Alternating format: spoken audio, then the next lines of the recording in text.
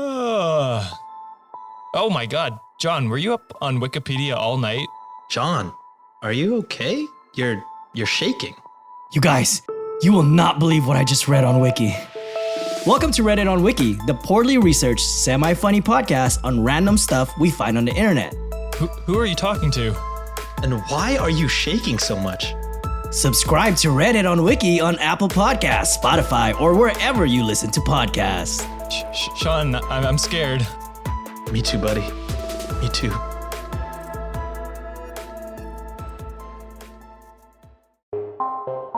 The Oracle Network.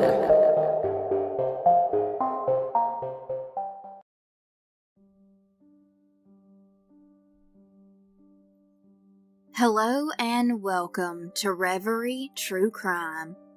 I'm your host, Paige. As teenagers, most of us had major arguments with our parents. Yes, we got angry and dealt with it in our own ways.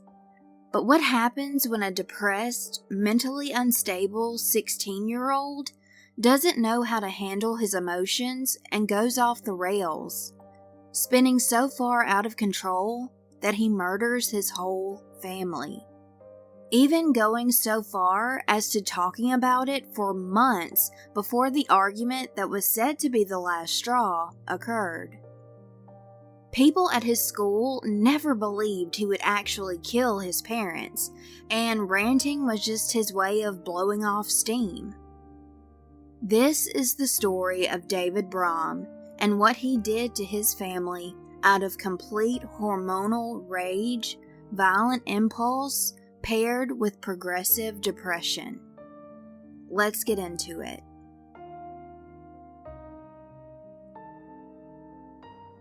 Rochester, Minnesota, in uptown Cascade Township, February 18th, 1988. The sun was setting in the snow-covered town, and if you were to pass by the Braum family's nice home, you'd never know an ugly massacre had taken place inside. 16-year-old David Brom had 3 siblings, and he was the second oldest. His parents' names were Bernard and Paulette. Bernard was born on August 13, 1946, and was an advisory engineer at IBM and had joined the company in July of 1968. He and Paulette served at Pax Christi Catholic Church under the direction of the deacon. They managed the ceremonies of Holy Communion. Both were leaders in a marriage counseling program and Pax Christi's program called Renew. Paulette was born on the 12th of September, 1946. She spent many years of her life as the leader of the preschool at Pax Christi until she decided to give more of her time to her family, and she quit in either 1985 or 86. She was known to be a, quote, compulsive giver of time, love, talent, food, money, and herself. Paulette's firstborn was Joe Brom on June 24, 1969. As a 19-year-old in 1988, he worked in a restaurant and wasn't living at home. Joe went on to be an assistant professor of economics and philosophy at Eastern Gateway Community College in Wintersville, Ohio, for 15 years. He was a passionate bicyclist and loved doing any hobby or participate in activities that took place outdoors. Then Paulette had her son David Brom on October 3, 1971, and I'll get more into his life shortly. Next, Paulette gave birth to her daughter, Diane Brom, on April 10, 1974. Diane attended St. Pius School. She was in 8th grade, already registered to go to Lourdes High School in the fall of 1988. She was a beautiful and smart little girl with red hair and freckles, and she was a little shy. She absolutely loved to sew, play basketball, cheerleading, and playing piano. Paulette gave birth to a baby boy named Richard on July 25, 1976. In 1988, he was in 5th grade, in the same school as his sister Diane. He loved riding his bike, spending time with his grandfather, watching football, and playing games on the computer. David Brom was a sophomore in high school, raised in a Catholic home, and was working part-time cooking at a restaurant called Henry Wellington with his 19-year-old brother Joe. Friends of the Brom family said David seemed to be really happy and people could always depend on him. He babysat for a neighbor, would help out people in any way he could, and would never let anyone pay him for his help. Joe had it a little easier as far as being who he wanted to be, what kind of music he listened to, his clothing style, etc., because he was not living at home, where his parents had control over who he was and didn't really give him room to grow as an individual. When Joe left home, he was not on good terms with his parents, and he started to bounce around living with family and friends. Not to say that Paulette and Bernard weren't doing their best as parents and doing what they thought was right for their kids, because by all accounts they seemed to be a loving pair who loved their kids. I think they may have been a little too strict on their children, but some parents are just that way. Bernard tried spending one-on-one time with David very often, going on runs together, and they would work together repairing an old car.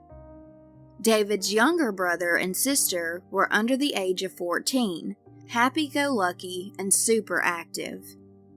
Bernard and Paulette forbade their children to be like their brother Joe, and were even more strict than before at home when Joe moved out. David looked up to Joe, and he may have even been a tiny bit envious because his brother was able to do his own thing, listen to punk rock music, wear eyeliner, don the whole punk rock look, and be who he genuinely was. David couldn't do that yet since he still lived at home with his strict religious family. Now I'm going to take a short commercial break and tell you about today's sponsor.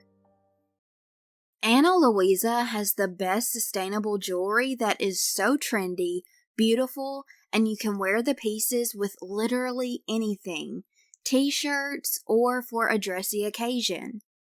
If you're looking for jewelry for someone in your life, analuisa.com is the perfect place to shop. You can stack pieces of jewelry together, and it just looks amazing. I've posted pictures wearing the pieces that I have, and I'm absolutely in love with them.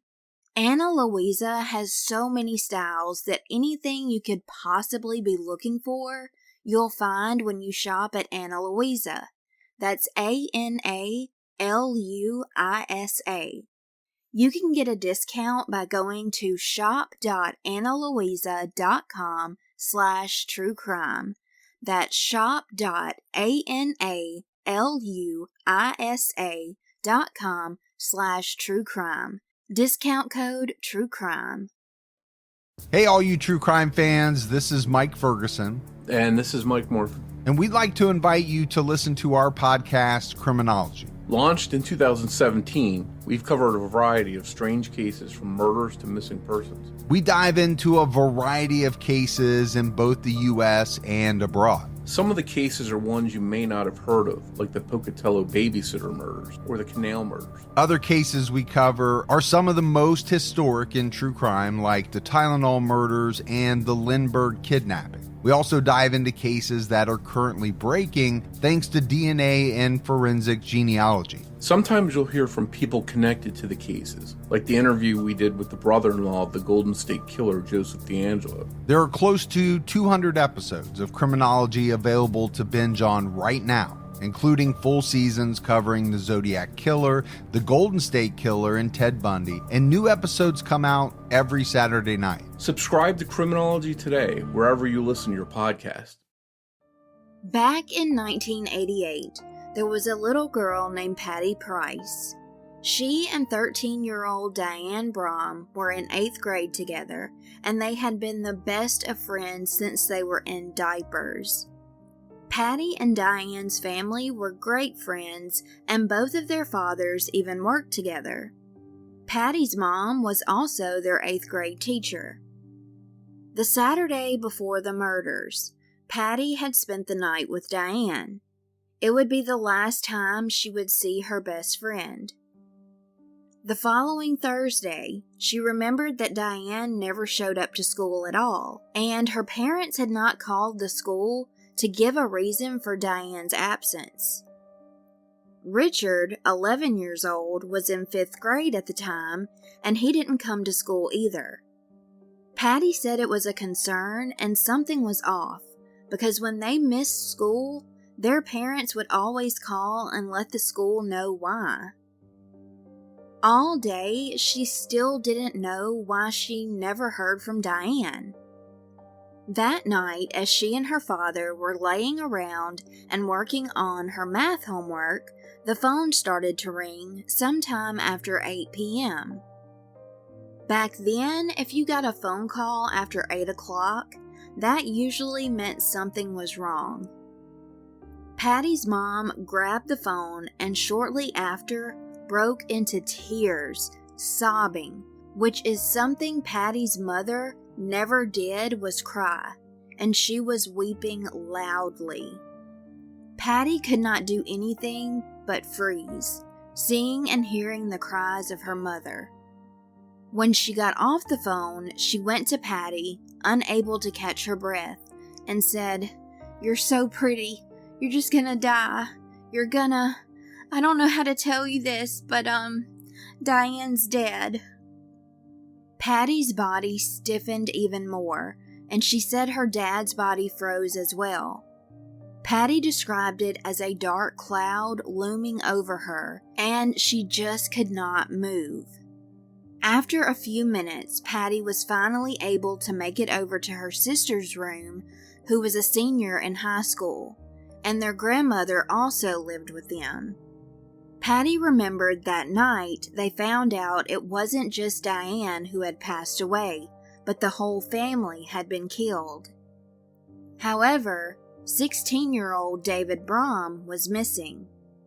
He was like a big brother to Patty, and he was always such a nice kid. Patty's family gathered around and said the rosary. That following morning, Patty had to go to school, and she was in a daze. She said it was like a ghost town in the school, and everybody was quiet. Patty said everyone was just trying to get through the day, and it was still so quiet all day long. Unlike today, there were no mental health providers at schools, the cops didn't come to the school to talk to the children, or anything at all. They were all puzzled about David. Where was he? Was he kidnapped? Did he walk in on the murder happening and take off running? What none of the children knew were the details of the murders yet. David had showed up to his school, Lourdes Roman Catholic High School, the morning of the 19th, as if everything was okay, and classmates said his hair was dyed black. His head was shaven on the sides, and the back of his hair was spiked. That day, he told a friend a huge secret. Deputies who worked in Olmsted County were informed on the 19th, the day after the tragic bloodbath took place, that the rumor mill was on fire about 16-year-old David telling a friend and classmate that he had slaughtered his whole family. When the administration of the school got wind of this, they alerted police to the home of the Braum family. Deputy Kevin Torgerson was the first on the scene. There was new, fresh snow on the ground, and Kevin realized there were tire tracks up and down the Brom's driveway where he was talking to one of the neighbors. He was waiting for Mike Braley, another deputy, to arrive. The deputies made their way up the driveway, following footprints that went into the garage. The light inside of the garage was on, and it was apparent from the wet tracks that someone had been going in and out of that garage fairly recently. They finally went into the home, announcing that they were the police and asking if anyone was in the home. There was hair everywhere, which was found out later that it was David's. Sometime after the murders, he went back home, shaved his head, and dyed his hair black. Deputies, Kevin and Mike, kept calling out, asking if anyone was home. Silence. They were now searching with their guns drawn, going through the rest of the house. Kevin stated, quote, "I turned to start to go up the steps to the second floor. I got up maybe 3, 4, 5 steps. I forget how high up I got, but just high enough where I saw the upper landing area, and that's where I saw 2 sets of bare feet. They were obviously pale and not moving, so I turned and whispered back to Mike that it looks like they had 2 people on the top floor that were down. The stairway was real narrow, so it wasn't like a situation where Mike could get past me to see what I was seeing. We didn't know at that point if we were interrupting something or if there was still someone in the home. I got up to nearly the top step, then enough to where I could do a couple of quick sneak peeks to the right and left. Of course, I saw the feet would turn out to be the 2 females, and their bodies were laying towards the left, so I went that way first. I could see they were obviously deceased. The blood was dried and everything. The injuries were just horrendous. Most of the injuries were about their arms, face, and neck areas, and heads." End quote. Deputy Kevin also discovered Bernard's body in the master bedroom, saying, quote, "He was really in kind of a weird position, kind of squatting on his knees next to the bed, with his right arm up on the bed, and his head kind of slumped over in front of him. Obviously, he was deceased as well." End quote. Just down the hallway, Deputy Kevin went inside Little Richard's bedroom. He was in his bed, lying in the fetal position, still having his security blanket clutched in his hands. Kevin said, quote, "He had again some real serious wounds to his head. Right around that time, it was time to get out of there. I was on overload at that point. I said to Mike, let's get out of here and get some help. We were both pretty much in some form of shock at that point." End quote. At first, the police were also concerned and worried about David's whereabouts. They thought he could have been taken by the killer or killers. However, a female friend of David's went to the police and told them David told her directly on that Thursday morning that he had indeed killed his family. David had stopped her in her tracks as she was walking to school, expecting that day to be like any other, the morning of February 18th. David was her friend, so she thought he just wanted to talk. And he did, but not about anything she would ever expect. He asked this girl to ditch school with him that day. She did, and he told her the details of what he did to his parents and siblings. She said, quote, "David said he hit his dad with an axe. He kept hitting his dad, and his dad kept getting up." End quote. David and his father had gotten into a heated argument the night before, and David basically laid in bed and brewed until 3 in the morning. The argument was said to be about the music he was listening to, because he lived in a Catholic home. He was listening to a band called Negative Land, and it's suspected he may have been listening to their song, Christianity is Stupid. David's dad told him to stop listening to this tape and turn it off. That Wednesday, he told a friend that he had a plan to murder his parents that night. Something as minuscule as an argument with his father about the music he was listening to sent David completely over the edge. Allegedly, he had been talking about killing his parents for 6 months, but no one took him seriously. Also, David suffered from severe depression that was progressively getting worse, and he attempted suicide twice. Once in June of 1987 and September of 1987. So everyone thought that he was happy. But under his happy facade that he wore for so many to see, he was suffering with anger issues towards his parents and depression. It only took one argument for that to be the last straw for David. The night of the massacre, David made his way to his parents' room after letting his anger build and build for hours. He killed his dad first, then he murdered his mother in the same manner that he did his father. David confessed all of this to his female friend. Did he think that she would actually keep this a secret to herself? Or was he feeling some type of guilt and wanted to be caught? After he killed his mother, he entered the room of his little brother, but he spotted his little sister hovering over their mother in the hallway. David quickly turned around, and something in his mind made him think that he had to finish what he started. He slaughtered his whole family with an axe.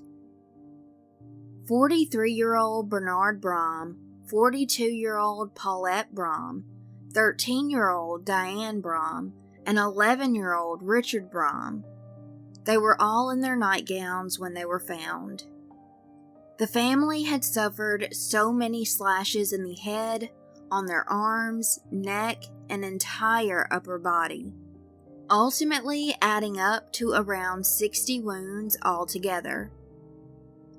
Police found in the basement an axe 2 to 3 feet long, completely coated in blood, which was immediately sent for forensic testing to confirm what they already knew. This axe was the murder weapon. The police also investigated David's brother Joe. However, the palm print on the bloody axe came back as David's, and this ruled out Joe completely. Sheriff Von Wald stated that someone had phoned his office on the 19th to say that they saw a boy fitting David's description right by the post office using a payphone. It was at the Rochester post office where an extremely nervous and terrified-looking David was arrested. The police went into the post office with their guns drawn. David's back was towards them as he was looking at some vending machines. He was scared, but he did not resist. David calmed down after about 15 minutes and was charged with not only 4 counts of murder in the first degree, but 8 counts of murder in the second degree. Obviously, this shocked the whole community. When they first heard that David probably did this, they didn't want to believe it. They said he was too kind and polite to do such a thing. When they found out that he did indeed do this, it was extremely hard for the community to wrap their minds around it. While David was locked up, he was watched for 24 hours and was ordered to have a psychiatric exam.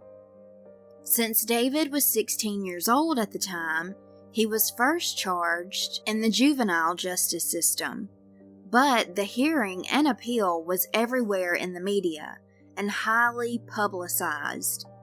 There was a lot of public outrage seeing that he would have been free when he turned 19. The judge was even receiving threats by the public. The judge didn't even want to charge David as a juvenile anyway, but going by the state law, he was forced to.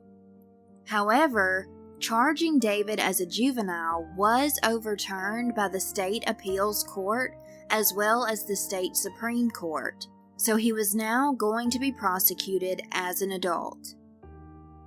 Because of all the public scrutiny and exposure, David obviously wanted a change of venue, but that was denied. 63 potential jurors were questioned. The police wanted to know if the media was going to sway their opinions, and it took 7 days to interview all of them. All of the potential jurors said they really couldn't help but to see the coverage of what David had done. Some already determined that he was guilty and admitted that. None of those people were a part of the jury. The trial began on April 5th, 1989. David pleaded that he was not guilty. He said the reason was because he had a mental illness. His trial went on into 2 phases. During the first phase, the jury had to make the decision if David was guilty of first or second-degree murder. This phase took about a week, and the jury took 4 hours to come to an agreement. His defense attorney wanted to bring forth the psychiatric testimony in regard to David's ability to premeditate the killings. However, the trial court did not want to hear it and denied the request. The judge told the jury that they should not even consider any evidence of David's mental illness in phase 1 of the deliberation.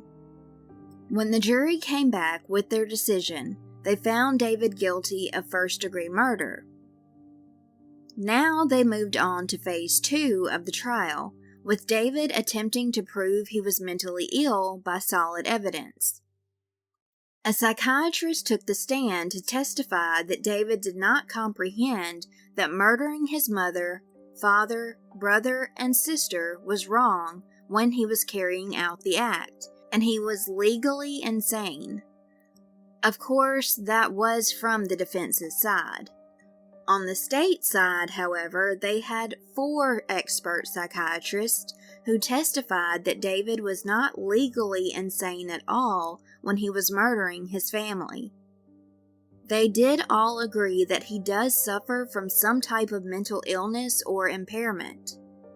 A forensic psychologist testified that David had been experiencing hallucinations for a few years. He also had alter egos, 3 separate personalities. The forensic psychologist said the murders were due to a psychotic episode. The other professionals, the prosecution, and the judge, were all cynical of that assessment. The jury went on to deliberate for 2.5 days and found David Brom guilty on all 4 counts of first-degree murder. On October 3rd, 1989, David was handed 4 life sentences for his 18th birthday. Judge Ancy Morse said the case was an extreme and monumental tragedy, caused by a pathetically sick, depressed mind. It was reported that she even went to her chambers after the sentence was given and broke down crying over the deaths and how David completely wasted his life. A former Wabasha County judge, Terry Walter, said in 2021, quote, "Sending someone to prison for 70-some years for a crime he committed when he was 16 doesn't sound right.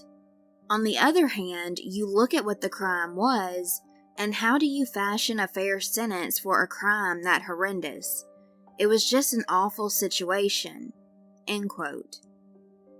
Kevin Torgerson, who was the first deputy to arrive to the scene and see the amount of carnage, is now the Olmsted County Sheriff. In 2018, he said, quote, "I don't think Alfred Hitchcock could write the script to really describe what happened in that house." And referring to the victims, he said, "It must have been just incredibly terrifying. I'll never, ever be able to completely understand the anger, the rage, whatever it was that he was feeling and doing at that time." End quote. The motive is still not entirely known, as David had supposedly been planning the murders for months, at least of his parents. To this day, he has said nothing at all as to why he committed these atrocious crimes. He has never done an interview, but in January of 2021, he was reached out to for an interview, and he still said no. This case baffles people as much to this day as it did back in 1988. David is now 49 years old, and he is locked up in Stillwater at the Minnesota Correctional Facility. He will not be eligible for parole until 2041 when he's 70 years old. David's brother Joe Brom sadly passed away on January 5th, 2016 of cancer. He was only 46 years old. The family gravesite is in the Calvary Cemetery in Rochester. And that concludes today's episode. Thank you so much for listening, and as always, stay safe and take care.